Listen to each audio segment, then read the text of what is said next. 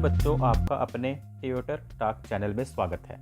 आज की वीडियो में हम क्लास 9 का चैप्टर एटम एंड मॉलिक्यूल्स को बहुत ही कम टाइम में इसके सभी टॉपिक एक्सप्लेन करेंगे। एक तरह से ये उस चैप्टर की रिवीजन का काम करेगा।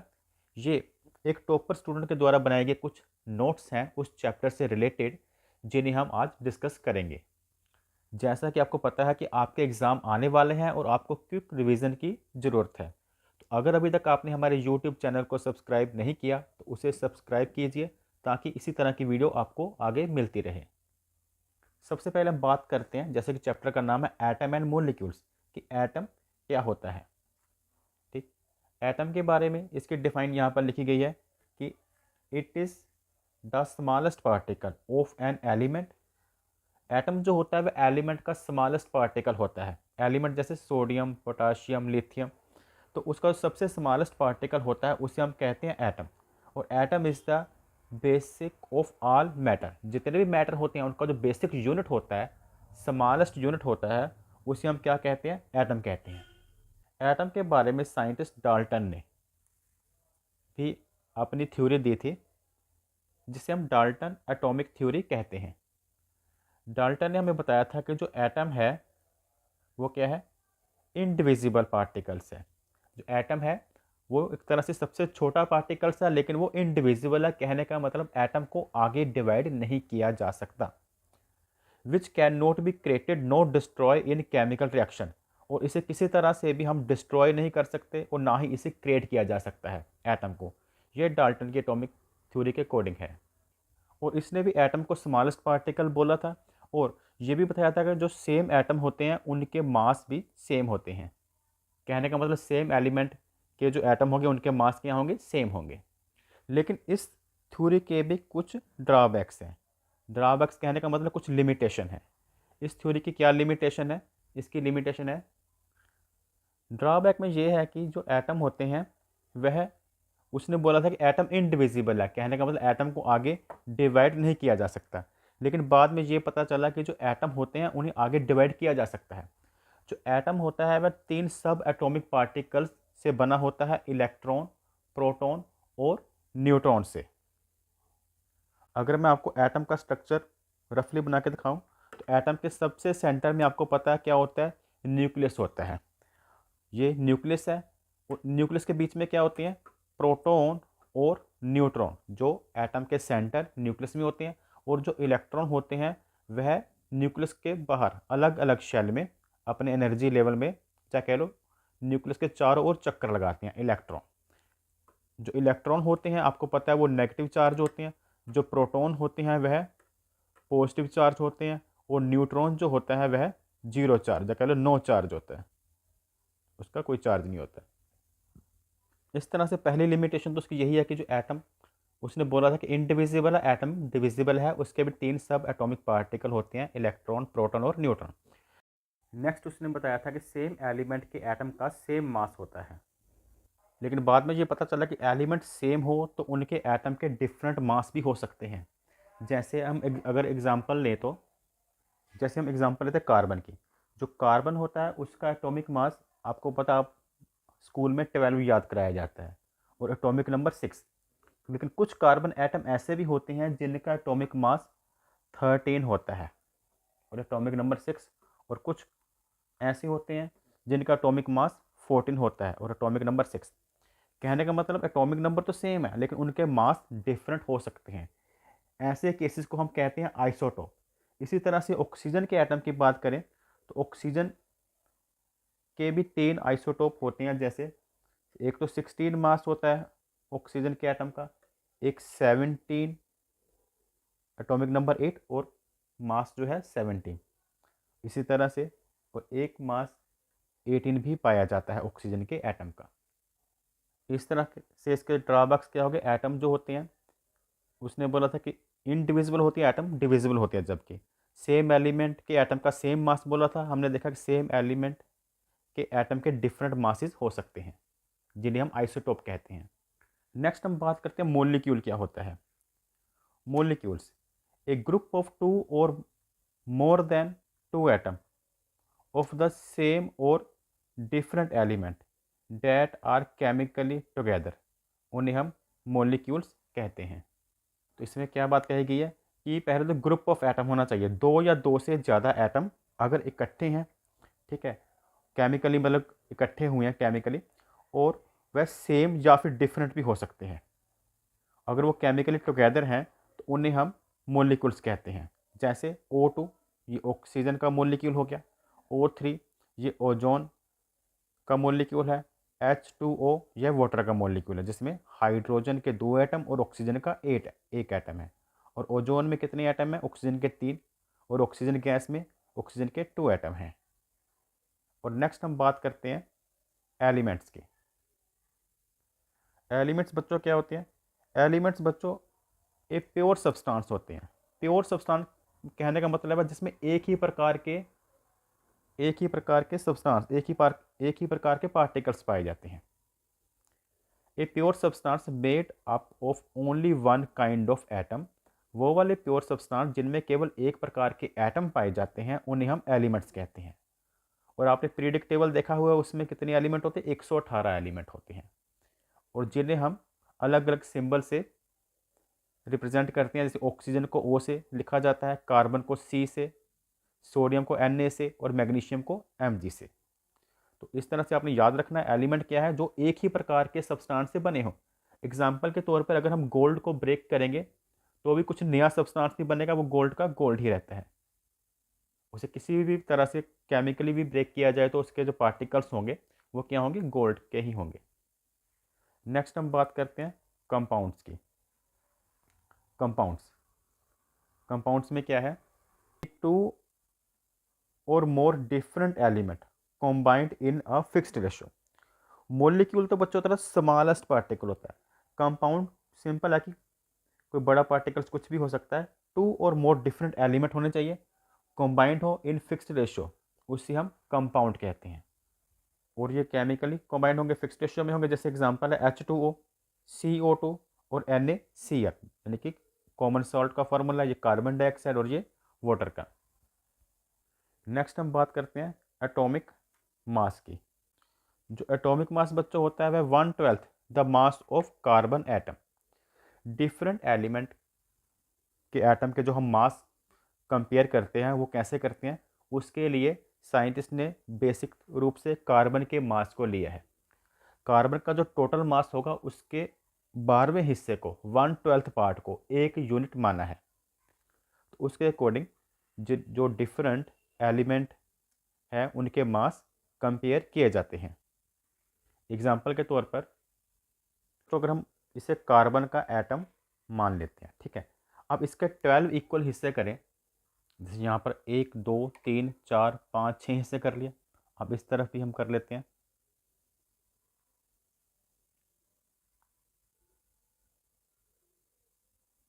ठीक, 12 इक्वल मान लीजिए हमने पार्ट यहाँ कर लिया। तो इसका जो 12th पार्ट होगा, एक एक पार्ट मान लीजिए यहाँ से मैंने इसका निकाल दिया। जो एक पार्ट बच्चों यहाँ से मैंने इसका निकाला है वो इसका 12वां हिस्सा हो गया ना, तो उसको इन्होंने 1U मान लिया। ठीक है, तो फिर डिफरेंट डिफरेंट एलिमेंट का जब मास निकाले और कंपेयर किया इस यूनिट से। जैसे मान लीजिए हम बात करते हैं हाइड्रोजन का मास। हाइड्रोजन का मास हम 1 यूनिट लेते हैं क्योंकि वो उसके 12वें हिस्से के इक्वल है। हीलियम के मास को हम 4 यूनिट लिखते हैं। 4 यूनिट क्यों लिखते हैं? क्योंकि वह कार्बन के मास के 4 टाइम है। जो कार्बन का जो 12th मास है, 12वां हिस्सा है, उसका 4 गुना है। ठीक, जैसे मैं यहाँ पर बताऊँ, अगर मान लो यहाँ पर हीलियम का हम एटम रखते हैं और इधर कार्बन का 12वां हिस्सा, तो ऐसे हमें यहाँ पर 4 पार्ट लिख रखें। यहाँ पर इसके ऐसे कुछ इसके इक्वल जो 12th हिस्सा 4 पार्ट इसको मेज़र करें तो इसका जो बैलेंस है इक्वल होता है। तो हीलियम जो है वह उसके कार्बन के 12th पार्ट से 4 टाइम है। इसी तरह से सभी को कंपेयर किया गया कार्बन के 12वें हिस्से के साथ। इसलिए इसकी डिफाइन लिख सकते हैं 1/12 mass of the carbon atom is atomic mass. Next बच्चों इसमें कुछ लॉ है, लॉ ऑफ केमिकल कॉम्बिनेशन। हमारी क्लास 9th में लॉ ऑफ केमिकल कॉम्बिनेशन के 2 लॉ को एक्सप्लेन किया गया है। लॉ ऑफ कांस्टेंट प्रपोर्शन की। जो लॉ ऑफ कांस्टेंट प्रपोर्शन है, इसकी डिफाइन अगर आप देखें तो क्या बताती है, ये डिफाइन हमें बताती है कि chemical compound always contain exactly fixed ratio by element of element by mass.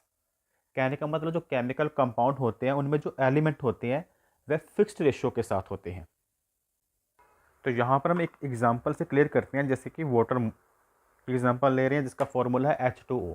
इसमें हाइड्रोजन के 2 एटम होते हैं, 2 एटम, और हाइड्रोजन का मास कितना होता है 1 ग्राम, तो ये 2 ग्राम हो गया। और ऑक्सीजन के कितने एटम है इसमें, एक, और इसका मास क्या होता है 16, 1 एटम और 16 मास, तो ये हो गया 16 ग्राम। इनकी रेशियो क्या बनती है 2:16, 2 से दोनों कैंसिल हो गए, तो ये इनकी जो रेशियो है 1:8, ये वाटर की फिक्स्ड रेशियो है। अगर हमें जो हाइड्रोजन गैस है वह 3 ग्राम गिवन है, तो ऑक्सीजन कितनी चाहिए होगी, तो इस रेशियो के अकॉर्डिंग हम पता लगा सकते हैं। ऑक्सीजन का जो मास होता है वह हाइड्रोजन गैस के अकॉर्डिंग 8 टाइम होता है।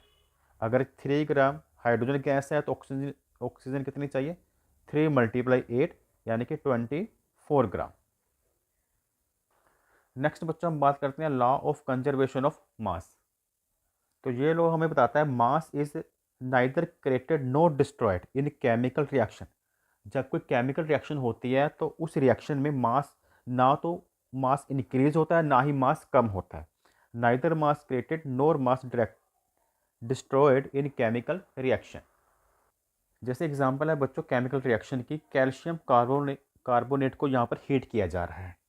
कैल्शियम कार्बोनेट का जो मास होता है वो होता है 100 ग्राम, और इसको हीट करने के बाद बना कैल्शियम ऑक्साइड जिसका मास होता है 56 ग्राम, और कार्बन डाइऑक्साइड बनता है जिसका मास होता है 44 ग्राम। तो ये तो है रिएक्टेंट और ये बना है प्रोडक्ट। अगर दोनों को चेक करें तो बोथ साइड मास इक्वल होगा। 100 ग्राम को हीट कर रहे थे, बाद में 100 ग्राम के ही प्रोडक्ट बने हैं, 56 और 44 इक्वल टू हो गया 100 ग्राम। ठीक है, तो यही कहना चाह रही है ये law, mass is neither created not destroyed in chemical reaction. ना तो मास डिस्ट्रॉय होगा ना ही वो बनेगा। नेक्स्ट बच्चों हम बात करते हैं कि आयंस क्या होते हैं। तो यहाँ पर बच्चों आयंस की डिफाइन हमें बताती है एन एटम और मोलिक्यूल दैट हैज़ गेन्ड और लॉस्ट 1 और मोर इलेक्ट्रॉन, उन्हें हम आयंस कहते हैं। अगर कोई एटम या मोलिक्यूल अपने इलेक्ट्रॉन किसी को डोनेट करता है या फिर इलेक्ट्रॉन किसी से लेता है यानी कि गेन करता है, तो उस पर कुछ ना कुछ चार्ज आ जाता है, उसे हम आयन कहते हैं। इसी में आगे एक्सप्लेन करता हूँ। जैसे बच्चों बात करते हैं हम सोडियम एटम की, और एक हम बात करेंगे क्लोरीन एटम की। सोडियम एटम का एटॉमिक नंबर 11 होता है, क्लोरीन एटम का एटॉमिक नंबर होता है 17। ठीक है, ये आप याद करके रखना 1 से 30 तक। सोडियम एटम का एटॉमिक नंबर 11 और क्लोरीन का है 17। और इलेक्ट्रॉनिक कॉन्फ़िगरेशन क्या इसकी होती है, फर्स्ट शेल में 2 इलेक्ट्रॉन, सेकंड शेल में इसके होते हैं 8, और लास्ट शेल में 1 इलेक्ट्रॉन होता है। और क्लोरीन के केस में इसके पहले शेल में 2, सेकंड में 8 और लास्ट वाले में 7, तो ये 17 पूरे हो गए और ये 11 पूरे हो गए सोडियम के। अब होता क्या है, सभी एटम तभी स्टेबल होते हैं अगर उनके outermost shell completely filled हो, उसमें 8 इलेक्ट्रॉन हो। तो ये सोडियम क्या चाहता है कि मैं 1 इलेक्ट्रॉन किसी को डोनेट कर दूं, और जो क्लोरीन है इसको तो 8 कंप्लीट होने वाले हैं, तो सभी चाहते हैं कि उसके बाहरी शेल में जो शेल हो वह कम्प्लीटली फिल्ड हो, यानी कि उसमें 8 हो, उनका ऑक्टेट कंप्लीट हो। तो इसका तो पूरा होने वाला है, ये तो चाहेगा कि मुझे किसी से इलेक्ट्रॉन मिल जाए। और इलेक्ट्रॉन कौन सा चार्ज होता है, नेगेटिव चार्ज होता है, माइनस का साइन होता है। अगर ये 1 इलेक्ट्रॉन इसको दे देगा तो इसके पास 1 माइनस कम रह जाएगा, तो कितने हो जाएंगे इसके पास में 2 और 8। मान ली इसने इसको 1 इलेक्ट्रॉन दे दिया, तो 1 माइनस कम होने के कारण इस पर आ जाएगा ये पॉजिटिव चार्ज, और इसको जब 1 इलेक्ट्रॉन मिल जाएगा तो इसकी इलेक्ट्रॉनिक कॉन्फ़िगरेशन फिर क्या रह जाएगी, 2,8 और यहाँ पर 8, 1 इलेक्ट्रॉन मिल गया इसको। तो 1 इलेक्ट्रॉन मिल गया यानी कि 1 माइनस चार्ज मिल गया, तो यहाँ पर नेगेटिव चार्ज आ जाएगा।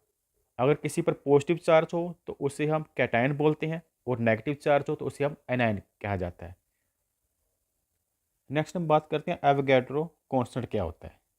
बच्चों 1 मोल में 6.022 मल्टीप्लाई 10⁻23 पार्टिकल्स होते हैं एक मोल में। ठीक है, तो मोल कॉन्सेप्ट भी अब साथ ही क्लियर कर लेते हैं। मोल कॉन्सेप्ट हमें बताता है कि 1 मोल कंटेन एग्जैक्टली 6.022 10⁻23 जो कि एक एवोगैड्रो नंबर है एटम्स, मोलिक्यूल्स और आयंस। कहने का मतलब जब मान लीजिए सोडियम की बात करते हैं तो अगर इतने एटम सोडियम के हों, ठीक है, तो उसे 1 मोल माना जाता है। किसी भी एलिमेंट के इतने एटम को हम क्या बोलते हैं? 1 मोल। इसी तरह से किसी भी कंपाउंड के इतने मोलिक्यूल हों तो उन्हें भी हम 1 मोल कहते हैं। नेक्स्ट हम बात करते हैं मोलिकुलर मास क्या होता है। Sum of atomic masses of all the atom in a molecule को मोलिकुलर मास कहते हैं। जैसे बात करते हैं H2O की, वाटर के मोलिक्यूल की, तो उस मोलिक्यूल का मास को मेज़र करना। जैसे इसमें 2 एटम हाइड्रोजन के हैं तो 2 × 1 और हाइड्रोजन एटम का मास कितना होता है? 1 होता है, तो 2 × 1 2 हो गया। ऑक्सीजन का मास कितना होता है? ऑक्सीजन का एटॉमिक नंबर तो 8 होता है, मास नंबर कितना होता है इसका? 16, तो 16 प्लस कर दिया, तो 2 + 16 कितना हो गया? 18। इस तरह से हम मोलिकुलर मास निकालते हैं। यहाँ पर हम मोलिकुलर मास निकालने की एक और एग्जांपल क्लियर करते हैं। जैसे मान लीजिए H2SO4 डिल्यूट सल्फ्यूरिक एसिड है ये, इसमें इसका मोलिकुलर मास निकालना है। तो कैसे निकालेंगे? हाइड्रोजन के कितने एटम है यहाँ पर? 2, ठीक है, और इसका मास कितना है? 1। पहले कितने एटम है वो लिखने, उसको मल्टीप्लाई कर दें उसके मास से, फिर आपने प्लस का डालना जब नेक्स्ट एलिमेंट स्टार्ट होगा। तो प्लस सल्फर है, कितनी बार सल्फर है? 1 बार, इसका मास क्या होता है? 32। फिर नेक्स्ट एलिमेंट स्टार्ट होगा तो फिर प्लस डाल लें। ऑक्सीजन कितने हैं यहाँ पर? 4 हैं, पहले नंबर ऑफ एटम लिख लें, और इसका मास कितना होता है? 16 होता है।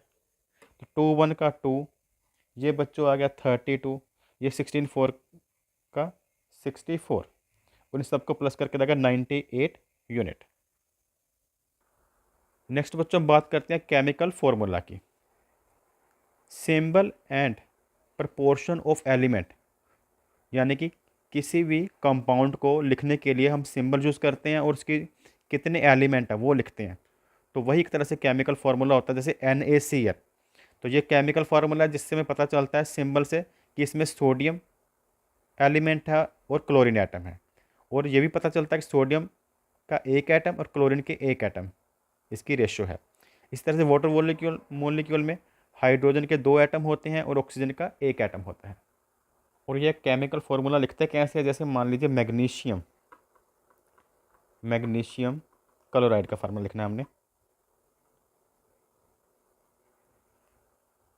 इस चैप्टर में सभी टॉपिक से रिलेटेड डिटेल में वीडियो बनी हुई है। आप जो भी टॉपिक सर्च करना चाहते हैं, जैसे केमिकल फार्मूला सर्च करना है, तो आप केमिकल फार्मूला और साथ में ट्यूटर टाक लिखें, केमिकल फार्मूला के साथ ट्यूटर टाक लिख दें तो आपको वीडियो मिल जाएगी।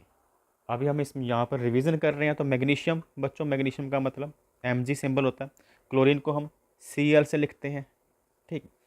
अब इनकी वैलेंसी आपको पता होना चाहिए, और एटॉमिक नंबर 12 है, तो आप खुद ही निकाल सकते हो। मैग्नीशियम का एटॉमिक नंबर 12 होता है 282, ठीक। तो ये 2 इलेक्ट्रॉन को लूज़ करना चाहेगा ताकि इसका ऑक्टेट कंप्लीट हो। अगर ये लूज़ करता है तो इस पर वैलेंसी आ जाएगी +2। क्लोरीन का एटॉमिक नंबर क्या होता है? 17, तो इसकी 287 है इलेक्ट्रॉनिक कॉन्फ़िगरेशन। इसे 1 इलेक्ट्रॉन चाहिए, अगर इसे 1 इलेक्ट्रॉन मिलता है तो इसकी वैलेंसी क्या बनती है? -1। तो इस तरह से वैलेंसी आपने इसकी लिख लेनी है। क्लोरीन की वैलेंसी होती है 1, मैग्नीशियम की होती है 2। फिर इन एलिमेंट को एज इट इज उतारेंगे, MgCl, और वैलेंसी को कर दें क्लोज, 1 Mg के पास और 2 Cl के पास। तो 1 लिखने की ज़रूरत नहीं है। तो इस तरह से इसका फार्मूला बन गया मैग्नीशियम क्लोराइड का MgCl2। नेक्स्ट हम केमिकल फार्मूला लिखते हैं सोडियम सल्फाइड का। सोडियम यानी कि उसका सिंबल Na है, सल्फाइड कहने का मतलब सल्फर। सोडियम का एटॉमिक नंबर 11 होता है, तो इसका 281 इलेक्ट्रॉनिक कॉन्फ़िगरेशन है, यानी कि यहाँ पर आएगा 1+। और सल्फर का एटॉमिक नंबर कितना होता है? 16 होता है, तो 286, इसे 2 इलेक्ट्रॉन चाहिए, तो इसकी आएगी 2-, ठीक है। तो इसकी वैलेंसी कैसे निकालते हैं, इलेक्ट्रॉनिक कॉन्फ़िगरेशन मैं दोबारा बता रहा हूँ, सभी की वीडियो हमारे चैनल पर है, आप देख सकते हैं। तो आपने क्या करना है बच्चों, इनकी जो वैलेंसी होती है इन्हें हम कर देते हैं क्रॉस, और सिंबल को ऐसे ही उतारना होता है। सिंबल को ऐसे ही, सोडियम को सोडियम, सल्फर का सल्फर। जो वैलेंसी है 2 और 1 ये क्रॉस, तो 2 इधर आ जाएगा और 1 इधर, तो 1 लगाने की ज़रूरत नहीं होती। तो ये बन गया Na2S, सोडियम सल्फाइड का केमिकल फॉर्मूला। तो ये था बच्चों एटम एंड मोलिक्यूल्स चैप्टर के ऊपर हमारे टॉपिक थे, जो कि हमने क्विक रिवाइज किया है पूरा चैप्टर। और अगर आपको यह वीडियो पसंद आई हो तो इसे दोस्तों के साथ शेयर करें, वीडियो को लाइक करें और चैनल को सब्सक्राइब करें। Thanks for watching.